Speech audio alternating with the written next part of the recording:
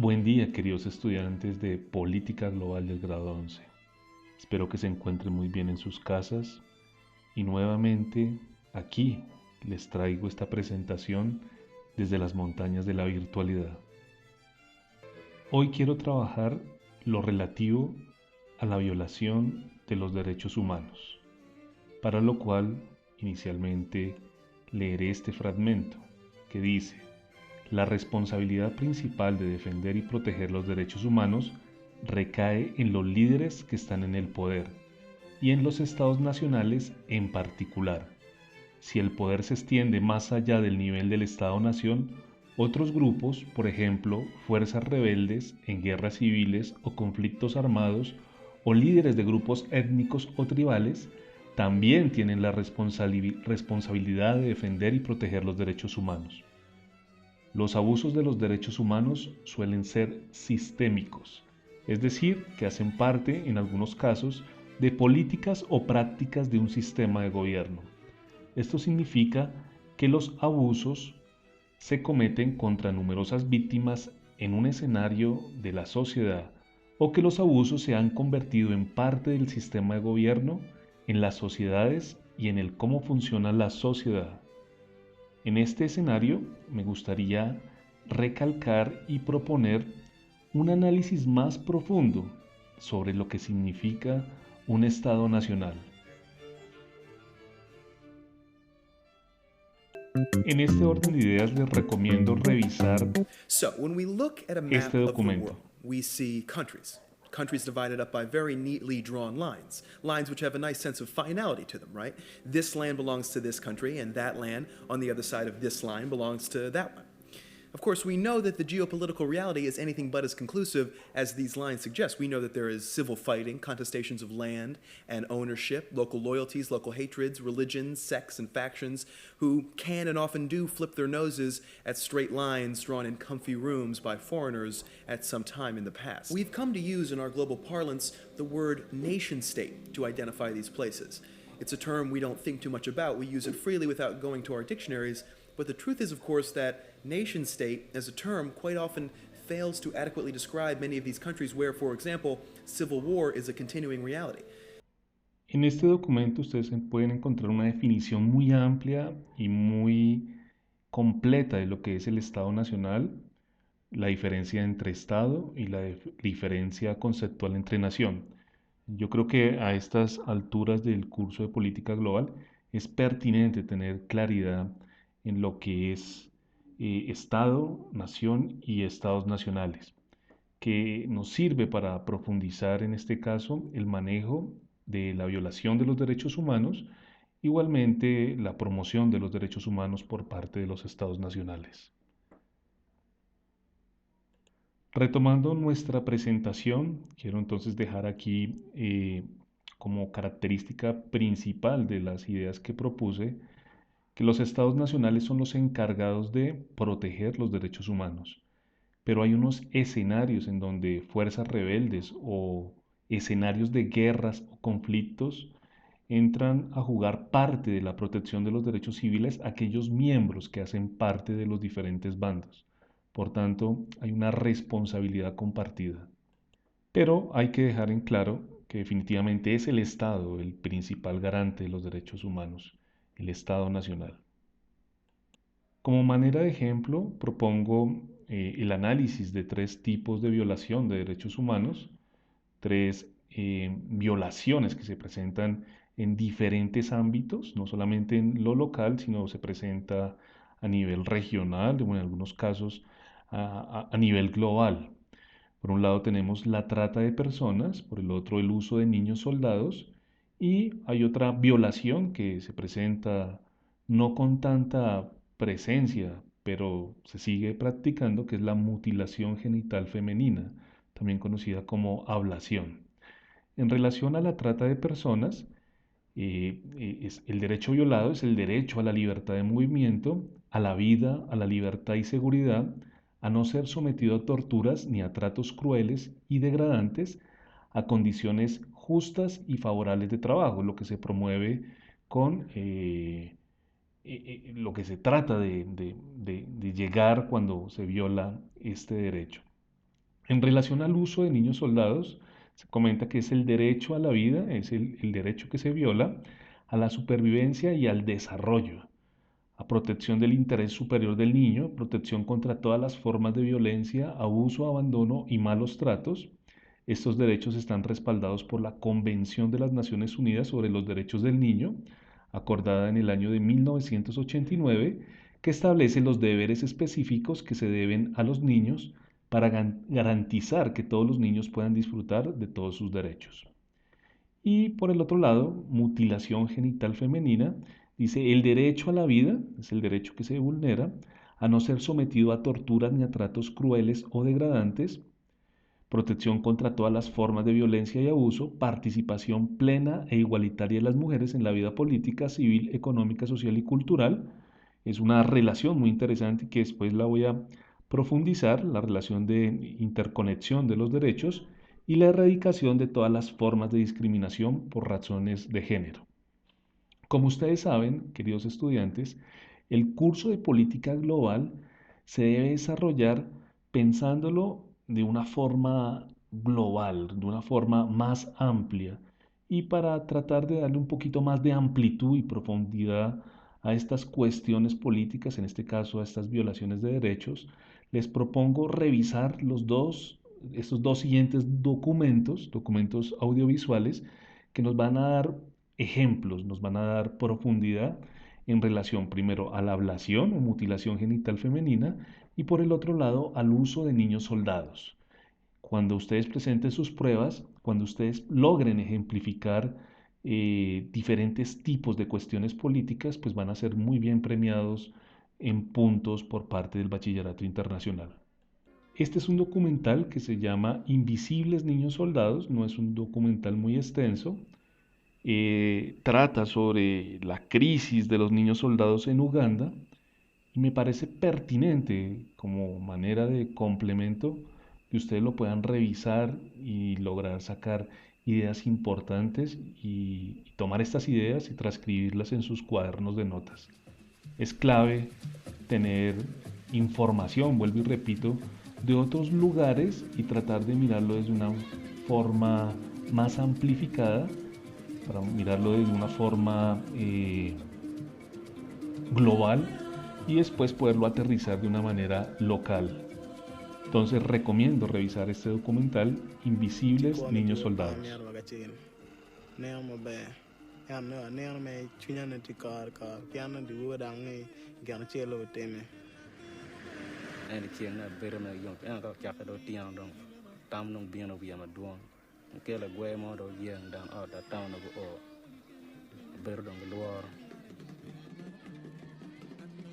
Y por el otro lado está Mujeres en Vera, del silencio a la palabra. Es un documental local relativo a la Nosotras ablación las o mujeres mutilación somos femenina en el caso de calladas, comunidades indígenas en silenciosas, Colombia. somos muy ocultas, somos que conservamos la cultura.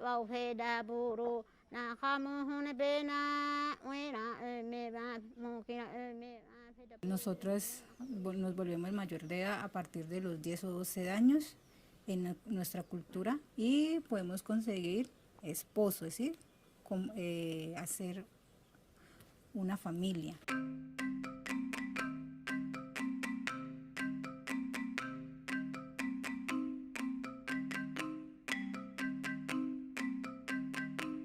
Mis dos hijos los tuve aquí en mi casa acompañada de mi mamá. Y la niña también la tuve. ¿Por qué? Porque nosotros, la tradición es de guardarle la placenta de la mujer y guardarle el corte del ombligo. Yo lo tuve pues así en la mano de mi mamá, no con las parteras.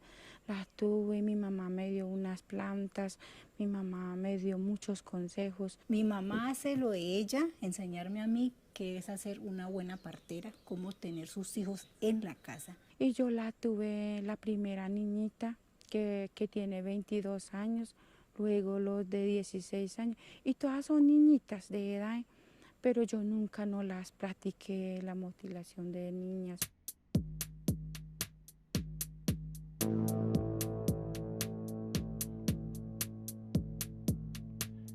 Recomiendo revisar este documental que es muy diciente de La lo que mutilación se vive genital con la femenina mutilación se practica femenina en en comunidades varios indígenas países en del Colombia. África, en Asia y en América Latina. Entonces, continuando con la presentación y después de haber recomendado dos documentales significativos que nos pueden ayudar a entender y sobre todo a generar ejemplos a la hora de la violación de derechos humanos, te sintetizo que los líderes de los grupos tribales y las fuerzas rebeldes en escenarios de conflicto, en escenarios de guerra civil, tienen el deber de defender los derechos humanos.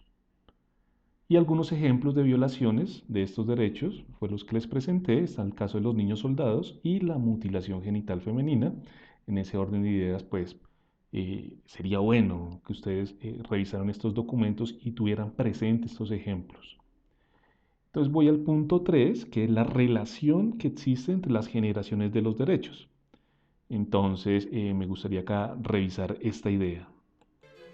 Entonces en el punto 4 dice, las tres generaciones de los derechos proporcionan un medio útil para rastrear cómo se ha desarrollado internacionalmente los derechos humanos desde el año de 1948. A primera vista, existe una clara división entre los derechos civiles y políticos, en gran parte negativos, que es una idea que ya sabemos, que los derechos civiles y políticos son derechos negativos, y los derechos positivos que siguieron, es decir, los económicos, sociales y culturales. Sin embargo, las relaciones entre las generaciones de los derechos no deben pasarse por alto. Existe una relación entre ellos, todo dado el importante principio de interdependencia que destaca la Declaración Universal de los Derechos. La interdependencia, es decir, que hay una dependencia entre los derechos y no pueden ser entendidos de manera aparte, de manera dispersa, sino que hay una correlación, hay una conexión entre los derechos.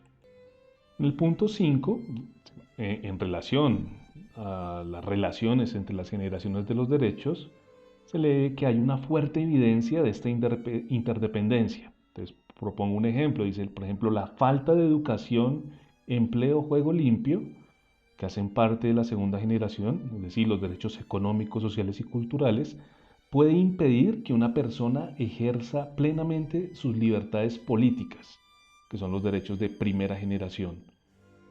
Y de manera similar, es menos probable que ocurran enfermedades o hambre cuando todos los individuos tienen una voz política igualitaria, es decir, hay una participación de todos, una participación en la sociedad y sean capaces de desafiar las injusticias. Entonces, en ese escenario hay ejemplos de la interdependencia de los derechos.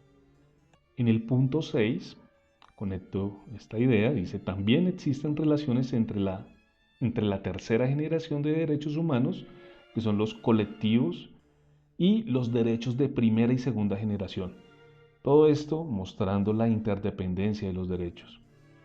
Dice, la paz y el desarrollo, derechos colectivos de tercera generación, tienen menos probabilidades de florecer en los estados que no ofrecen empoderamiento político, es decir, participación activa en la construcción de las políticas. Cuando el ciudadano no participa, difícilmente se pueden desarrollar otro tipo de derechos o medios para la resolución de disputas, es decir, derechos civiles políticos de primera generación.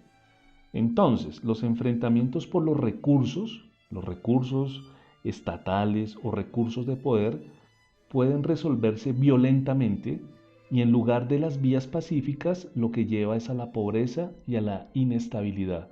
Cuando no se cumple un derecho, se posibilita o se niega la generación o el desarrollo de otro derecho. En síntesis y de manera concluyente, los derechos de primera, segunda y tercera generación son interconectados y en los escenarios donde faltan derechos puede ser la causa del incumplimiento de otros. En conclusión, los derechos de primera, segunda y tercera generación son interdependientes. Hay que tenerlo claro en este escenario. Continuando con el análisis, hay una serie de leyes claves de los derechos humanos, una serie de lineamientos jurídicos que sobre todo se desarrollan desde el final de la Segunda Guerra Mundial en donde se han creado nuevas leyes y convenciones de derechos humanos.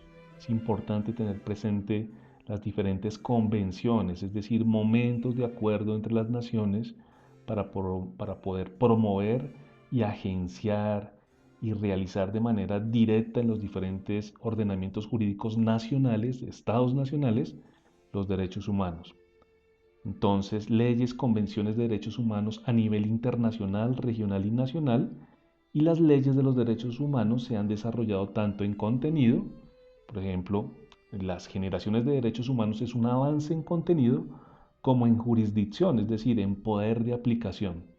Hay unos documentos claves que es importante tener conocimiento de estos, eventualmente no en alta profundidad, pero hay que saber que hay unas leyes que articulan la promoción y el desarrollo y vigilancia y cuidado de los derechos humanos. Y quiero presentarlos en tanto fortalezas y debilidades, y pues el primer documento es el de 1948, la Declaración Universal de los Derechos Humanos, en donde su fortaleza es ser el primer consenso internacional sobre derechos humanos, documento de inspiraciones y aspiraciones que han influido en los convenios internacionales, un intento de que ese primer documento sea completamente vinculante, que lo vincule a todas las naciones y que haya una aprobación por parte de los Estados-nación. Debilidades del documento, dice no vinculante en el derecho internacional, es algo importante. Una cosa es el derecho internacional, otra cosa son los derechos humanos, la declaración, y los críticos de un enfoque universal, críticos de la Declaración de los Derechos Universales, consideran que imponen un punto de vista occidental o judeocristiano de los derechos humanos.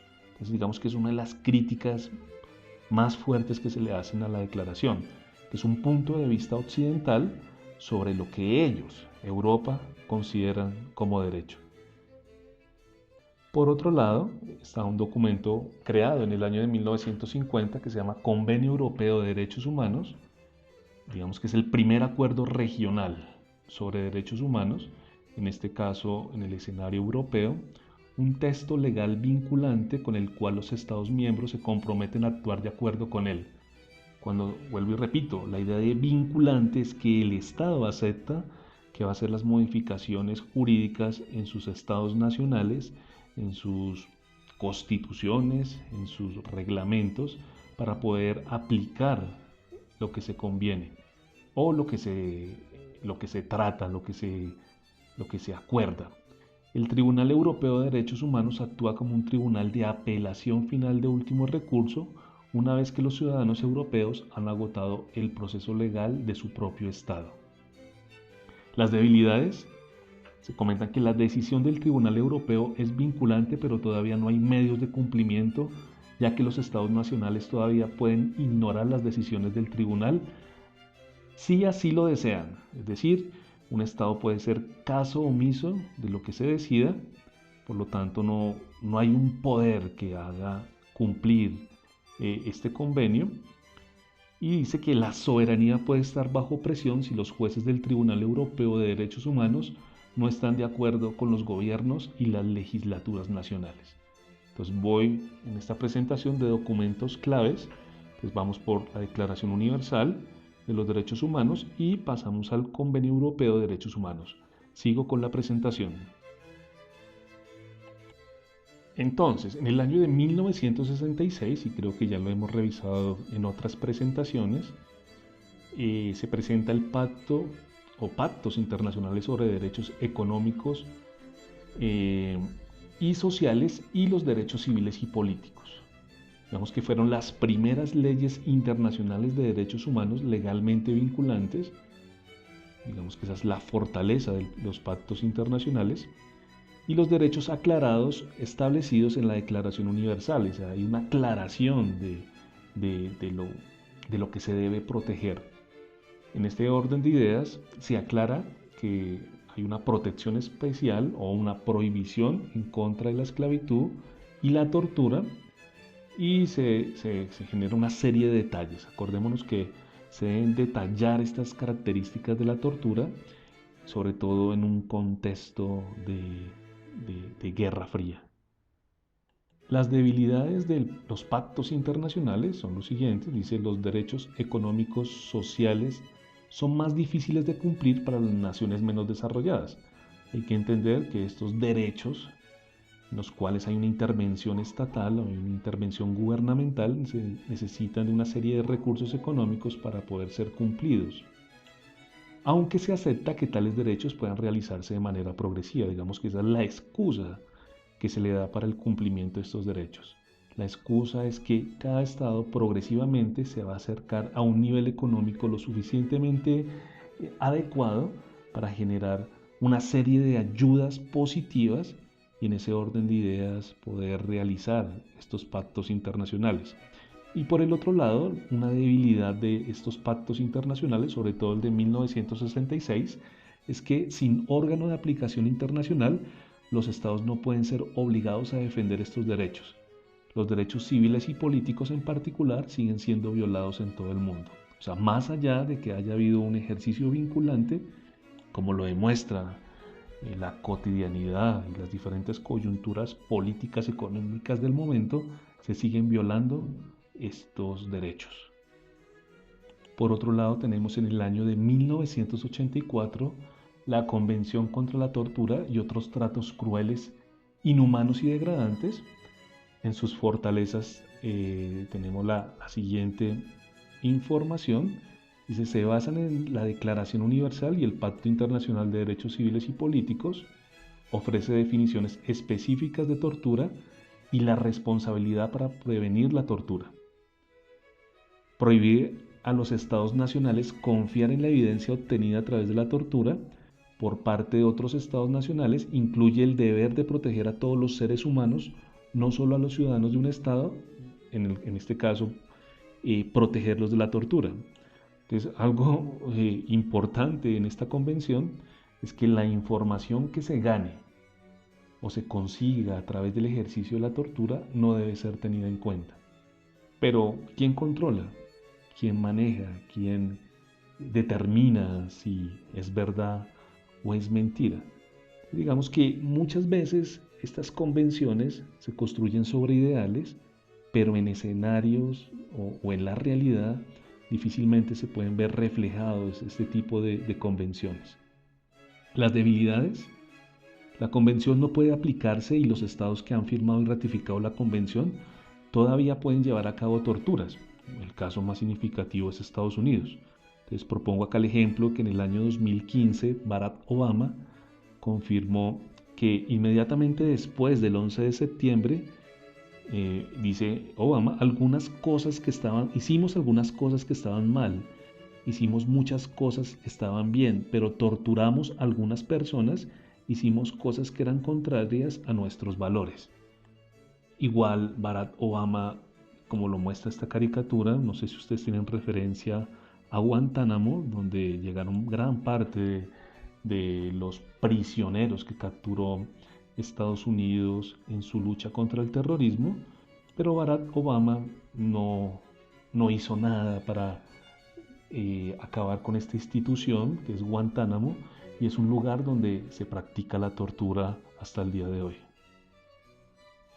Otro de los ejemplos de los documentos clave para la protección de los derechos humanos y vistos y revisados desde sus fortalezas y debilidades, tenemos un documento de 1986 que es la Carta Africana de Derechos Humanos y de los Pueblos.